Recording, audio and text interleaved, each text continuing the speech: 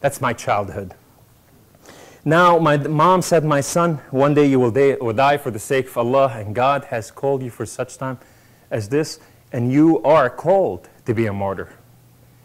It was embedded on my tablet of my heart. It was written there, and I knew and I understood that that day is coming, and I will do great service for the kingdom of Islam.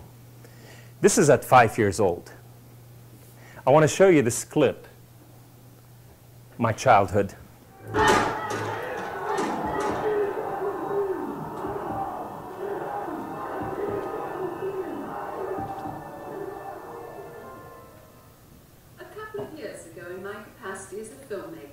Some of the footage that you are about to see came into my hands.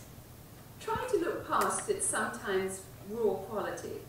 It is blurry and shaky, but it is footage that has come directly off Arab TV and from the internet.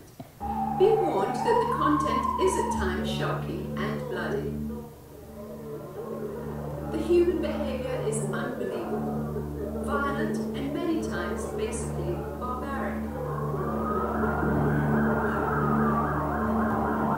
Television daily presents hours of biased news reporting and airs children's shows and other programs relaying powerful political and religious messages to millions of Arabs in the Middle East, many of them children. But the teaching of violence and hatred doesn't stop in the Middle East. As I further investigated my information, I was shocked to learn that men, women, and children in America are learning terrorist disciplines.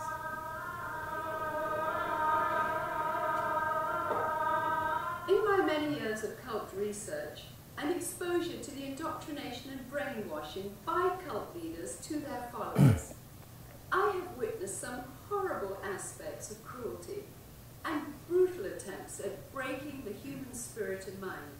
But never before have I seen an entire generation of young people being impacted at the magnitude of brainwashing by today's political and religious indoctrination, the ramifications of which are a pending danger to us as a civilization. This may look like a children's community or school parade. While Westerners might use an event like this to promote wholesome values such as championing freedom and respect for the rights of individuals, in the Middle East, these children are being prepared for something much more sobering. They are taught from birth that war isn't merely a video game or movie to be entertained by, but a personal involvement in their everyday life. Many means are being used to condition these children to violence and hatred. The school classroom, television talk shows and dramas, animated cartoons, and these shocking assault course training camps. All these methods are vehicles to desensitize children to death and murder. Loading machine guns, handling ammunition, and as seen, shooting guns is normalized.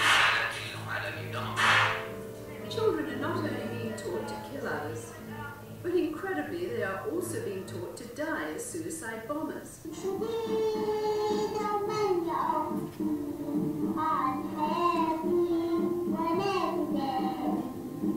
Here, an Arab reporter is asking a young Muslim boy why he wants to be a martyr.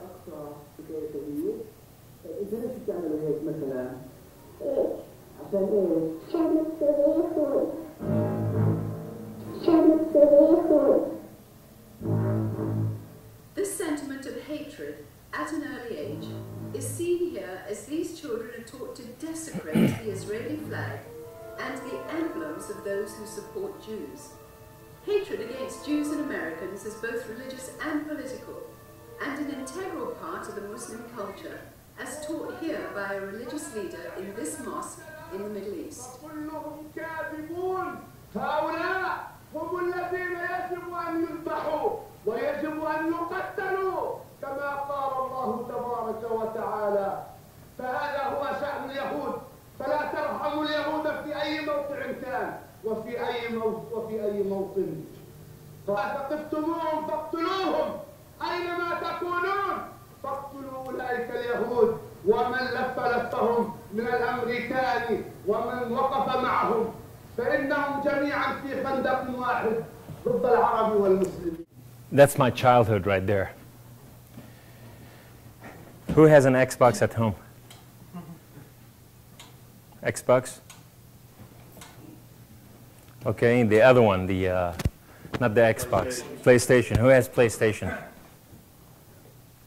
We had machine guns. We were training on machine guns. When I was 5 years old, I was recruited by my Muslim neighborhood, in a Muslim neighborhood mosque. I was attending the mosque and I was recruited. The Muslim Brotherhood is the most radical organization on earth. Every radical group came from the Muslim Brotherhood, including Al-Qaeda, including Al-Muhajirun, including Muslim Thinker Society, Muslim Student Association that you have in every university here, and many, many, many, many, many others. All of them were rooted in this. There, we were trained at the mosque what to do, that the world is our place. If the country, like America, is not a Muslim country, then this country belongs to us. Your women belong to us. Your children belong to us. Your monies belong to us. Your home belongs to us. Everything you own belongs to us, except the man. They either become Muslim or they either be killed, one of those two. That's how we're taught. How do you penetrate a nation like the United States of America? When a small organized group that's working around the ground, around the clock, and they never get tired, they never get empty, their finances, their purse never get empty from monies, and they're working around the clock to establish something, they can bring a nation that's greater and stronger than anything else. Just look at the termite in the walls. They can bring a house down if you don't pay attention. It looks good from the outside, but from the inside, your walls are falling down. We were taught from our childhood is in order to attack and invade a country, the best way to do it, number one, is you go through their women. You go over there as a student, and you fall in love with a girl. You marry the American girl. You get the citizenship. Now she'll become Muslim. You have children. The children that she has belong to you. And after you had all this, what happened is you have da'wah. What does da'wah do? Is now you engage the whole family about Islam. And after you engage the whole family about Islam and you did your work, a Muslim is allowed to marry 4 women. Now he started going to the Middle East and bring other women. He married them here and divorced them as soon as they have their citizen. These women will marry men from there, and they bring them in here. Other ways, we pay for it. Today, it costs $40,000 to marry an American woman. She goes overseas, she'll marry, a Middle Eastern. He comes here, he becomes citizen. When he becomes a citizen, what happened? The First Amendment become his shield and buckler right away. All the laws of this country that protect you, it protects him to do anything he wants. This is his home now. And with this, he can bring his brothers, his sisters, everyone he can as sponsorship. This is one way. The other way that I came the first time to the United States, I walked through the Canadian border. There's nobody to say hello. The police were Arabs. The Canadian police were Muslim. They saw us coming, they just had their coffee. They let us cross. They didn't do anything. These are realities.